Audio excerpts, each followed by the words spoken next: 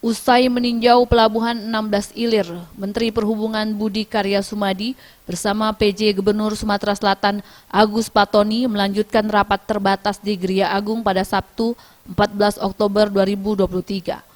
Selanjutnya, Menteri Perhubungan Budi Karya Sumadi menyampaikan groundbreaking pembangunan pelabuhan Tanjung Carat yang ada di Kabupaten Banyuasin ditargetkan pada tahun 2024. Ya, hari ini saya menjalankan perintah Presiden untuk memastikan pembangunan skala nasional yang ada di Sumatera Selatan ini berjalan baik. Pertama kali adalah kita bahas berkaitan dengan rencana pelabuhan Tanjung Carat, di mana kami bersama-sama pemerintah provinsi akan memastikan finalisasi dari sertifikasi, finalisasi tentang berkaitan dengan desain.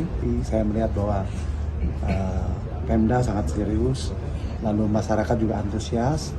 Bahkan saat kami di pelabuhan, kita melihat bahwa rakyat Sumsel ini memiliki etos kerja yang baik, rajin gitu ya. Dengan Pak PLT Gubernur yang baru ini, insya Allah Sumsel lebih maju. Terima kasih.